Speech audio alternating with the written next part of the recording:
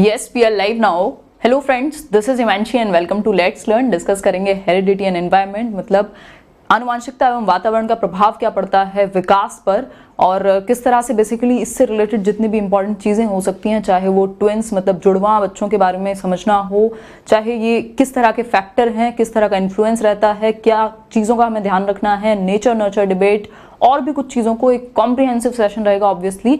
जिस तरह से हमने कल एक 50 मिनट के सेशन में कुछ चीज़ें डिस्कस की डेवलपमेंट के बारे में, आज हम हेरिडिटी से रिलेटेड जितनी भी इंपॉर्टेंट चीज़ें होंगी, कैसे जन्म से लेकर के और किस तरह से हेरिडिटी और एनवायरनमेंट का अपना रोल रहता है, फिर उसके बाद कल वाले सेशन में हम प्रिंसिपल्स ऑफ डेवलपमेंट को समझेंगे। तो ये कुछ चीज़ें हैं जो एकदम प्रॉपर तरीके से हम डिटेल में जिस तरह से करते आ रहे हैं उसी तरह से करेंगे। इसके अलावा ऑडियो वीडियो सब कुछ ठीक है तो बताओ सभी को गुड इवनिंग, नमस्कार, राम राम, अस्सलाम वालेकुम, सत श्री अकाल, जिस भी भाषा में बेसिकली आप कनेक्टेड फील करते हैं। हाँ बिल्कुल, सभी को है हेलो। एक बार वीडियो ऑडियो का एक बार मेरे को बताओ। इसके अलावा ओके फाइन। हाँ स्टार्ट करेंगे फिर। और ऑब्वियसली जो एक नया सेटअप है, थोड़ा टाइम लगता है किसी भी चीज़ में असिमुलेट करने में किसी भी चीज़ को, और दूसरी एक चीज़ जो ये ब्राइटनेस का इशू है ये सॉल्व हो जाएगा। अभी इस लायक है जो स्क्रीन है कि आप चाहें तो समझ सकते हैं बेहतर तरीके से। कल के वीडियो पर आपका अच्छा रिस्पॉन्स रहा और स्टार्ट करते हैं। अच्छा, एक और चीज़ आज स्टार्ट करने से पहले, हाँ बिल्कुल 9 बजे एकदम तैयार रहिए, अपना पेन पेंसिल लेके। अपना दिमाग सबसे ज़्यादा ज़रूरी है, बाकी सब चीज़ें सेकेंडरी हैं तो उसके साथ। और दिमाग से याद आया कि भाई एकदम ये शुरुआत है। अब 9 बजे डेली जब आप आएंगे, दुनिया की सारी नेगेटिविटी, मतलब ऐसे लेट्स लर्न के वर्ल्ड में आपका स्वागत है बिल्कुल पूरी तरह से। जितने भी, चाहे 1 घंटे का सेशन हो, आधे घंटे का हो, जितनी भी देर का होगा, आप पूरी तरह से यहाँ रहें तो ज़्यादा बेहतर है कि हम बेहतर एक कनेक्शन बना करके एक बेहतर समझ पाएँ, ठीक है। क्योंकि एक जगह पर जितना अटेंशन उतना मज़ा, ठीक है। स्टार्ट करते हैं फिर। अच्छा लग रहा है, चलिए बहुत बढ़िया। तो स्टार्ट करेंगे। जिन लोगों को पीपीटी में बहुत अच्छा समझ में आता है तो एक क्वालिटेटिव वीडियोस का पूरा एक कोर्स बना हुआ है सीटेट सीडीपी स्पेशल का, आप वहां जाकर के आराम से देख सकते हैं। डिटेल्ड डिस्कशन है, मुझे नहीं लगता यूट्यूब पे किसी ने कराया भी हुआ है उस तरह से पूरा कोर्स। तो स्टार्ट करते हैं। बहुत बढ़िया, ठीक है। तो स्टार्ट करते हैं और ऐसे खुद में विश्वास रखिए, ऐसे राहत इंदौरी का शेर है, हमारे पैर का कांटा हम ही से निकलेगा। तो स्टार्ट करते हैं और वीडियो पसंद आए तो लाइक ज़रूर कीजिएगा। हेरिडिटी एंड एनवायरनमेंट का इन्फ्लुएंस क्या रहता है डेवलपमेंट पर, मतलब विकास को किस तरह से प्रभावित करेगी आपकी आनुवांशिकता और आपका वातावरण। इन दोनों को बिल्कुल शुरुआत से समझेंगे और देखेंगे जिस भी तरह के क्वेश्चन किसी भी टीचिंग एग्जाम में बन सकते हैं, ठीक है। और ये है आपकी आनुवांशिकता, जिस पर आपका बहुत ज़्यादा कंट्रोल होता नहीं है क्योंकि ये आप इनहेरिट करते हैं, मतलब ऐसे इनहेरिटेड प्रॉपर्टी होती है ना, उस तरह से ये काम करेगी आपकी हेरिडिटी। बिल्कुल बहुत बढ़िया। Wherever attention goes energy flows. बिल्कुल, आते हैं अब सेशन पे आते हैं। हेरिडिटी क्या है और एनवायरनमेंट क्या है, सबसे पहले इसको समझेंगे। किस तरह से आप फॉर्म होते हैं जब, मतलब जन्म से भी पहले, उस चीज को समझेंगे। देखते हैं दोनों क्या हैं। और अगर मैं बात करूं हेरिडिटी की, तो हेरिडिटी आनुवांशिकता, जो भी क्वालिटीज, जो भी बेसिकली जितनी भी चीजें आप इनहेरिट करते हैं जीन्स के थ्रू अपने पेरेंट्स से बेसिकली जो भी चीज ऑफस्प्रिंग में जाती है वो क्या है, हेरिडिटी है, ठीक है, आनुवांशिकता है। और इसको आप चेंज नहीं कर सकते, इसलिए क्या है, एक स्टैटिक फैक्टर है। स्टैटिक फैक्टर मतलब कि ये स्थिर है, फिक्स्ड है, आप इसमें कोई भी चेंज नहीं कर सकते। ऐसा तो नहीं है ना कि मतलब आप एक दिन में या अपने जीवन पर्यंत आपको पता भी नहीं चलता, दोनों के इंटरेक्शन से चेंजेस आते हैं। तो ये क्या है, स्टैटिक है, स्थिर है, फिक्स्ड है। जैसे स्टैटिक जीके होता है, बिल्कुल जैसे भारत की राजधानी दिल्ली है तो वो दिल्ली ही रहेगी, ऐसा नहीं है कि कल कुछ और बन जाए जब तक पूरा एक प्रोसेस के थ्रू ना जाए। तो ये क्या हुआ, एक स्टैटिक फैक्टर हुआ, मतलब फिक्स्ड हुआ। इसके अलावा अगर मैं बात करूं एनवायरनमेंट की, एनवायरनमेंट क्या डायनेमिक है, मतलब कि परिवर्तनशील है, परिवर्तित होता रहता है। जो भी चीजें आपने हेरिडिटी से एक्वायर नहीं की वो सब एनवायरनमेंट है। मतलब हेरिडिटी को छोड़ के वो सारे जो आप अपने जीन्स से, क्रोमोसोम्स के थ्रू लेकर के आते हैं अपने डीएनए और उन सारी चीजों में, उसके अलावा जो भी आपको प्रभावित कर रहा है वो एनवायरनमेंट है। और हेरिडिटी एंड एनवायरनमेंट के अलावा हम कुछ भी नहीं है, ठीक है। तो ये क्या वातावरण हुआ, वातावरण क्या डायनामिक है, ठीक है। हिंदी इंग्लिश दोनों में करते हुए चलेंगे इसको। डायनामिक है मतलब परिवर्तनशील है। ऐसे कुछ दिन में बिल्कुल बढ़िया हो जाएगा, अभी बहुत ही भयंकर राइटिंग आती है, खैर मेरी है भी गांधी जी वाली। तो परिवर्तनशील है मतलब बदलता रहता है। आज हो सकता है आपका जन्म हुआ कहीं, आप पढ़ने चले गए कहीं, आप रहे कहीं, तो इसका प्रभाव पड़ता है, लेकिन परिवर्तनशील है और आप विलिंगली भी इसको चेंज कर सकते हैं, बट इसको आप चेंज नहीं कर सकते। कॉन्सेप्शन के टाइम पर, गर्भाधान के टाइम पर, जो हमने कल समझा था, जो जीन्स आपको मिले वही चलेंगे आगे। ठीक, अब थोड़ा सा देख लेते हैं जहां से क्वेश्चन आते हैं और जिसको हम थोड़ा सा इग्नोर भी कर देते हैं कई बार, उस पोर्शन को देख लेते हैं। यहां तक की बात क्लियर रही होगी, थोड़ा सा स्लो चलेंगे।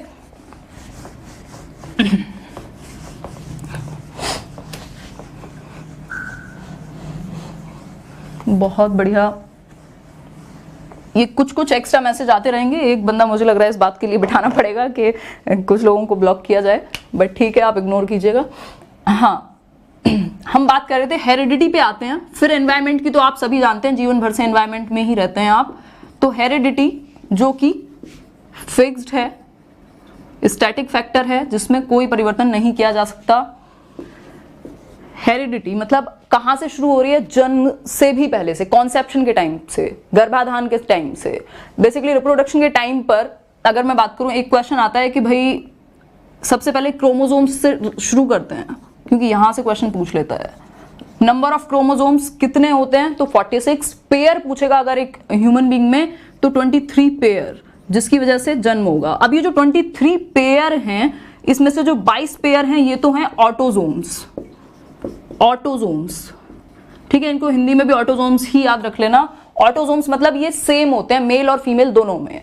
इसके अलावा जो ये 23rd पेयर है, 23rd पेयर सेक्स क्रोमोसोम कहलाता है। क्वेश्चन आता है यहां से और आया भी हुआ है।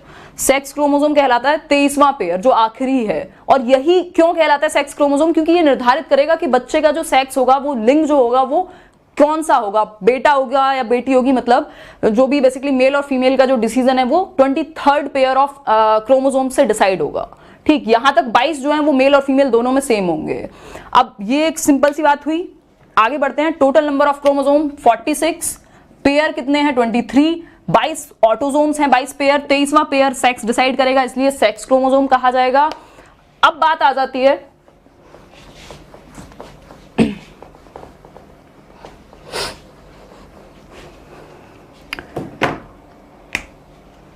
बिल्कुल बिल्कुल, बहुत बढ़िया, जितने भी लोग लिख रहे हैं, जो मेल हैं और फीमेल हैं, ये क्वेश्चन आता है इसलिए इसको डिस्कस करना जरूरी है। मेल में XY क्रोमोसोम पाए जाएंगे और यहाँ XX, ये फिक्स है कि यहां से X ही आएगा। ठीक है, यहां से X और Y में से कुछ भी हो सकता है। अगर XX हो तो जो बच्चा होगा वो बेबी गर्ल होगा, मतलब कि फीमेल चाइल्ड होगा, और अगर XY क्रोमोसोम बनता है तो मेल चाइल्ड होगा। ये सिंपल क्वेश्चन पूछ लेता है, तमिलनाडु टेट में पूछा हुआ है और आप कई बार गलत कर देते हैं, तो आसान चीजें गलत नहीं करनी। क्लियर है बात? और जो ये सेक्स निर्धारण का कारण है, मेल है ऑब्वियसली, क्योंकि वहां से फिक्स है XX ही होगा। आगे बढ़ जाते हैं अब।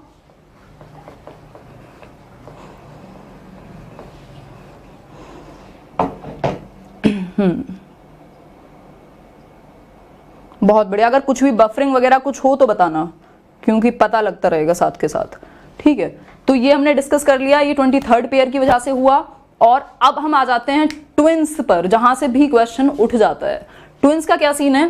ट्विंस आप जानते हैं, जुड़वा बच्चे, ये जो पूरा जाइगोट तैयार होता है 23 पेयर ऑफ क्रोमोसोम से। अब इसमें जो बेसिकली 2 प्रकार के ट्विंस होते हैं, आते हैं यहां पर, क्योंकि यहां से भी क्वेश्चन पूछा जाता है। बहुत बढ़िया, ट्विंस पर आते हैं। ट्विंस से क्वेश्चन खूब पूछे जाते हैं, भरपूर। फिर एनवायरनमेंट पर और बाकी चीजों पर चलेंगे। ठीक है, ट्विंस, 2 प्रकार के ट्विंस या जुड़वा। पहले हैं आइडेंटिकल ट्विंस,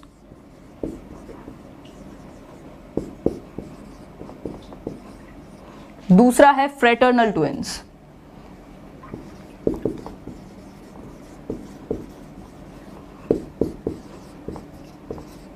ठीक है, ये आइडेंटिकल ट्विंस साथ में नोट करते रहिएगा, और ये fraternal twins. Clear? Identical twins मतलब आइडेंटिकल चीजें कौन सी होती हैं? जो बिल्कुल सिमिलर हो।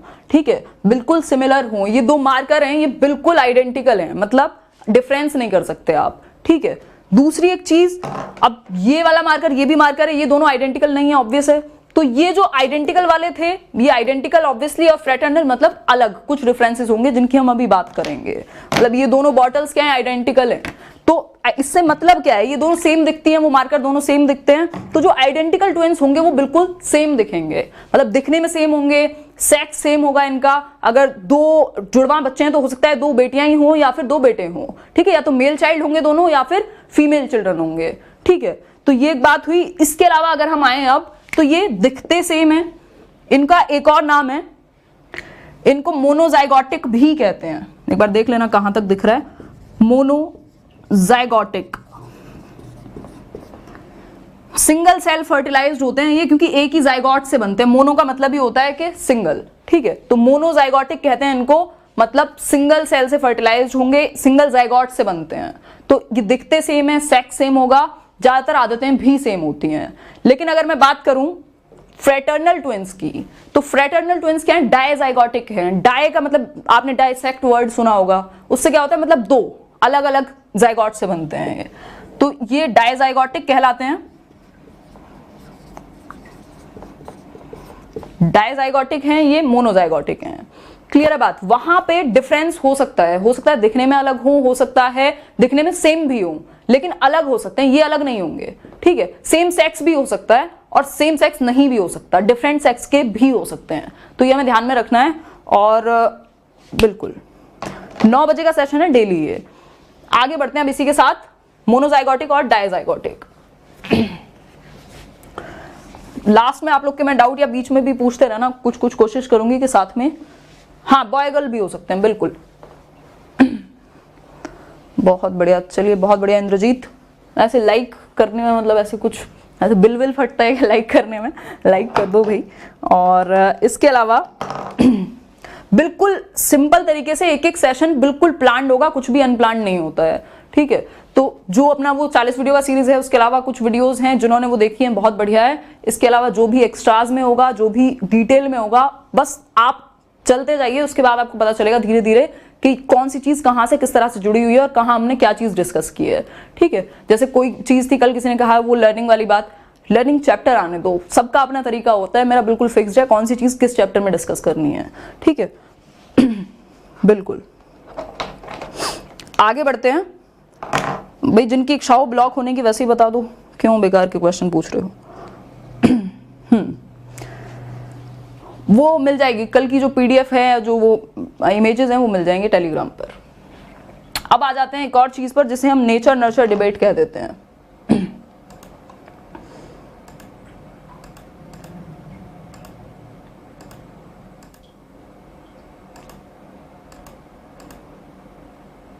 नेचर नर्चर डिबेट आपने सुना होगा और इसके बारे में थोड़ा सा जान लेते हैं।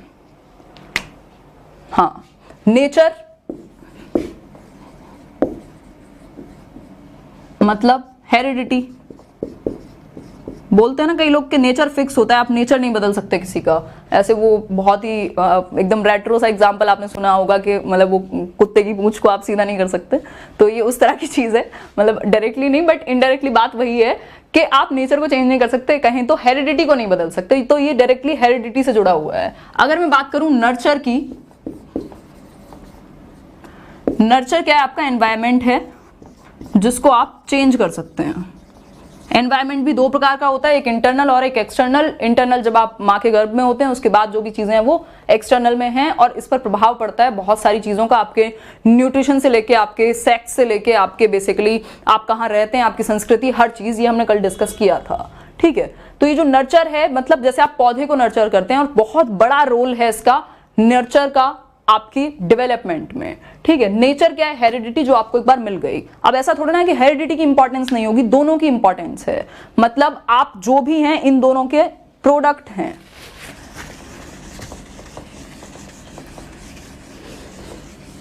प्रकृति और पर्यावरण की डिबेट कहते हैं इसको।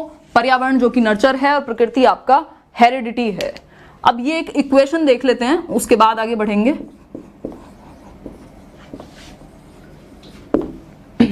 होपफुली आप देख पा रहे होंगे।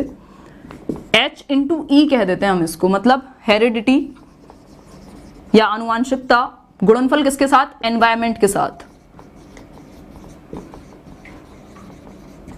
ठीक है।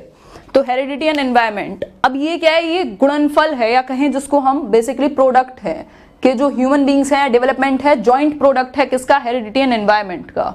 अच्छा वो फ्रेम से बाहर हो गया, कोई बात नहीं।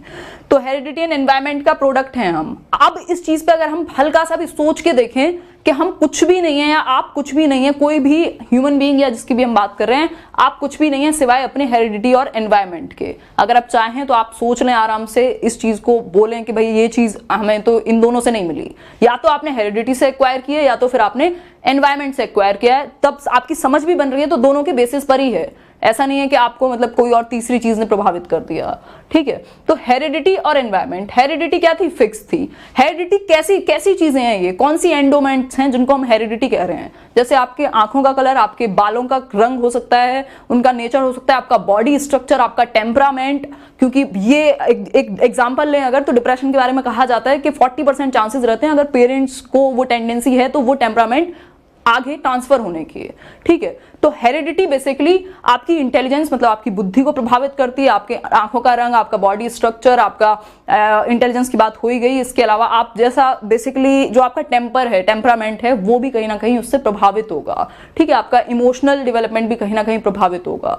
तो ये एक बात हुई, हेरिडिटी आपको मिल गई। अब हेरिडिटी की वजह से आप कहीं ना कहीं एनवायरमेंट में बेहतर या कम रिएक्ट कर पाते हैं।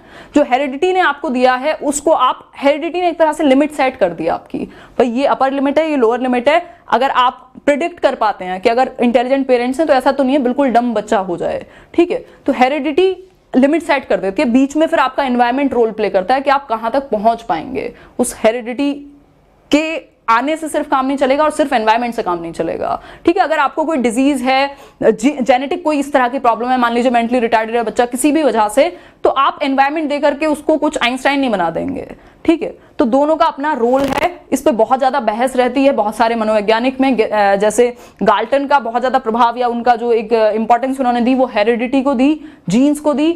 बाकी बहुत सारे ऐसे मनोवैज्ञानिक हैं जिन्होंने कहा भाई एनवायरनमेंट भी इंपॉर्टेंट है या एनवायरनमेंट ही इंपॉर्टेंट है। अगर आपको एनवायरनमेंट बेहतर ना मिले और सिर्फ जीन्स बेहतर मिल जाए, मान लीजिए दो ट्विंस हैं, एक साथ जन्म लिया है, एक जैसे, लगभग एक जैसे, बिल्कुल एक जैसे जीन्स दुनिया में किसी के होते नहीं हैं, तो लगभग एक जैसे जीन्स मिले हैं। इसके अलावा अगर हम बात करें तो क्षमता बराबर है, अगर देखें तो हेरिडिटी लगभग सेम है। एनवायरनमेंट चेंज कर दीजिए, एक को आप यूएस भेज दीजिए किसी एक चीज के लिए, या दो अलग अलग तरह की फैमिलीज में रख दीजिए, क्या होगा, चेंजेस आएंगे। हो सकता है जो बच्चा ज्यादा बेहतर कर सकता था किसी एक बेहतर एनवायरनमेंट में ना कर पाए। मतलब अगर आप चोरों के साथ रख के और ये एक्सपेक्ट करें कि वो साधु बनेगा तो वो तो थोड़ा सा मुश्किल है, ठीक है। तो ये एक बात है, दोनों का अपना रोल है, किसी एक को हम ये नहीं कह सकते कि सिर्फ और सिर्फ यही इंपॉर्टेंट है, ठीक है। और ये क्या है, प्रोडक्ट है, मतलब कि ऐसा नहीं है कि आप, इस चीज का ध्यान रखना है, ये कई बार क्वेश्चन में आता ही है कि क्या है, अन्योन्य क्रिया है, अंतः क्रिया है दोनों के बीच में। ऐसा नहीं है कि आप जोड़ घटा गुणा भाग कुछ भी नहीं है, प्रोडक्ट है, मल्टीप्लिकेशन है, ठीक है। तो एक तो बात ये हुई, बिल्कुल एनवायरनमेंट का बहुत बड़ा प्रभाव पड़ेगा। इसके अलावा अगर हम बात करें अब,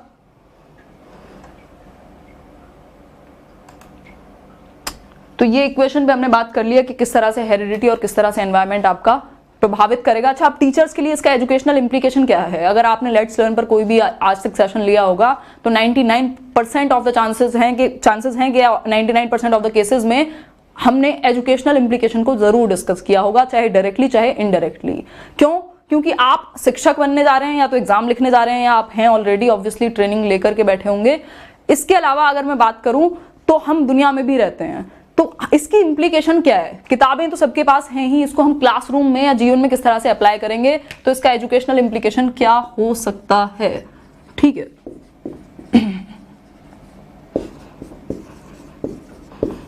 एक बार आप लोग कमेंट करके बताएं, फिर आगे बढ़ेंगे, डिस्कस करेंगे इसको, किस तरह से आप बेहतर एनवायरनमेंट दे सकते हैं। हाँ बिल्कुल, इंडिविजुअल डिफरेंसेस का जो मेन कारण है वो यही है, आपकी हेरिडिटी और आपका एनवायरनमेंट। मतलब हमने व्यक्तिगत विभिन्नताएं होती हैं, तो कोई भी दो लोग सेम इसीलिए तो नहीं होते ना। ऐसे कोई दिक्कत नहीं, कुछ लोग सिर्फ देखने आते हैं, उनको पता है यहाँ नॉलेज मिलती है और उनका कोई इशू नहीं है। बताएं एक बार, क्या है educational implication. For a teacher it's very important on her part two provide environment. हाँ बिल्कुल ठीक है प्रतिष्ठा, लेकिन थोड़ा बहुत हम बैकग्राउंड भी जानते हैं, जैसे आप पीटीएम्स रखते हैं, पेरेंट टीचर मीटिंग, या आप बेसिकली बैकग्राउंड जान लेते हैं बच्चे का। जरूरी नहीं है कि मतलब उसके आधार पर ही आप उसको शिक्षा देंगे, बट हाँ अगर आप अवेयर हैं उस चीज के लिए तब भी वो चीज आपको कहीं ना कहीं हेल्प करेगी, ठीक है ना। दूसरा, आप बिल्कुल कॉन्जेनियल एनवायरनमेंट जिसको हम कहते हैं, एक बेहतर एनवायरनमेंट, चाहे वो मेंटल हो चाहे वो फिजिकल एनवायरनमेंट हो, हर प्रकार का एनवायरनमेंट में सारे प्रकार आ जाएंगे, चाहे वो फिर आपका इकोनॉमिकल हो, दुनिया भर की जितनी भी चीजें सब आ जाएगा, ठीक है।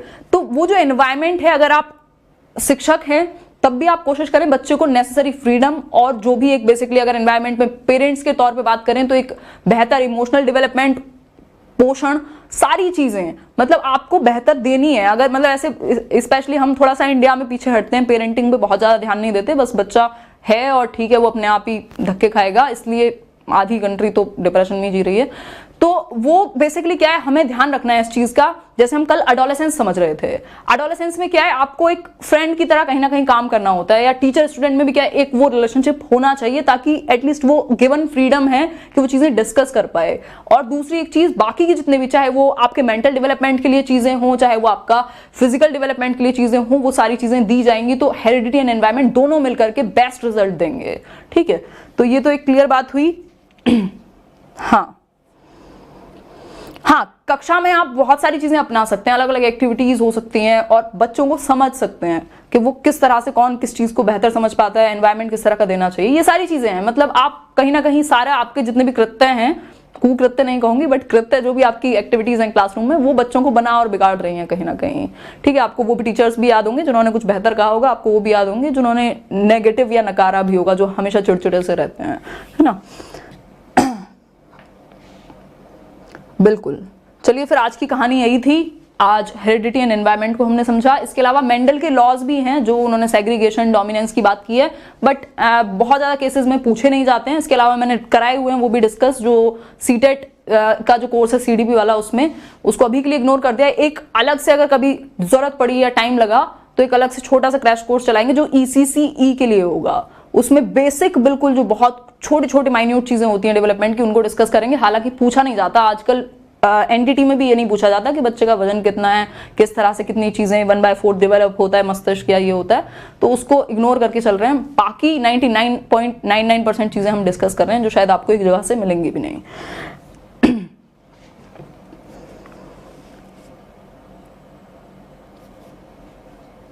हाँ, अब कोई भी आपका डाउट हो तो फटाफट से पूछें। फिर आज का सेशन, आज मुझे लग रहा है छोटा ही सेशन है। हाँ, हेरिडिटी से बेस्ड इनहेरिटेंस के लॉ कहा जाता है, जो मेंडल के लॉ हैं उनको। अब पीटर थियरी कराओ, देखो बहुत कुछ चीजें हैं। अगर मैं इसकी बात करूं चाइल्ड डेवलपमेंट की, तो कितना भी डीप जाया जा सकता है, कितनी सारी लोग हैं, कितने सारे मनोवैज्ञानिक हैं, कितने सारे लोग हैं जिन्होंने रिसर्च की है, बट उतना, या कहूं तो उतना कॉम्प्रिहेंसिव समझ लेना है कि एक समझ प्रॉपर बन जाए। अदरवाइज तो कितना भी चलाते रहो कोई दिक्कत नहीं है, मेरे लिए तो और बड़ा सेशन हो जाएगा, कोई इशू नहीं है। बट एक लिमिट के बाद अगर अंडरस्टैंडिंग की जगह कंफ्यूजन बनी तो वो खतरनाक हो जाएगी, इसलिए इस चीज का ध्यान रखा जाता है पूरा। अप्रेक्सिया और अफेजिया में देखो, अप्रेक्सिया है जब आप बॉडीली मूवमेंट की वजह से बोल नहीं पा रहे हैं, ठीक है, या फिर आप चल नहीं पा रहे हैं, लिख नहीं पा रहे हैं, कुछ भी हो सकता है। फिर आपके जब मसल्स या फिजिकल कोऑर्डिनेशन नहीं बनता। अफेजिया सिर्फ बोलने से रिलेटेड है, जरूरी नहीं है फिजिकल कुछ आपको प्रॉब्लम है, ठीक है, ये डिफरेंस है। सारी बायोलॉजी मुझे से पढ़ोगे क्या, डार्विन की थियरी करा दो।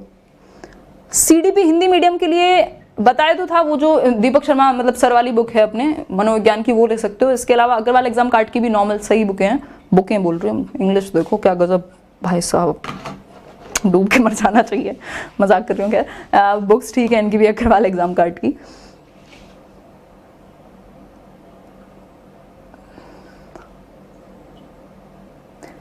आपके जीन्स से ही हेरिडिटी बन रही है। चलिए बहुत बढ़िया। हाँ, लाइक शेयर बिल्कुल जरूर करके जाएं, और अगर पहली बार देख रहे हैं तो सब्सक्राइब कर लें, कुछ क्वालिटी काम करते हैं। अच्छा हाँ, मैं भूल गई, अगर टाइम मिला तो थोड़ी देर बाद मिलते हैं लाइव, और चंद्रयान 2 पर थोड़ा चर्चा कर लेते हैं। एक आध क्वेश्चन आ ही जाएगा पेपर में, और एक प्राउड मोमेंट भी है इंडिया के लिए, तो उस पर थोड़ा सा एक डिस्कशन करेंगे। शाम में 9 बजे होता है सेशन।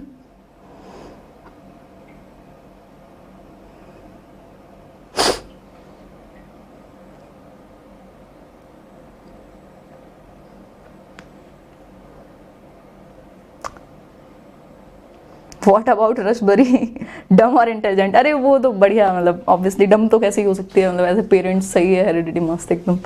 तो अब शुरुआत में छोड़ो, मैं नहीं बोलूँगी, अच्छा नहीं लगेगा स्क्रीन पे, बट हाँ मतलब she is active.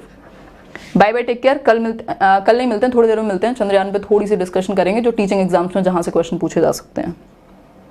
Take care. Ram ji आपका नाम ले लिया।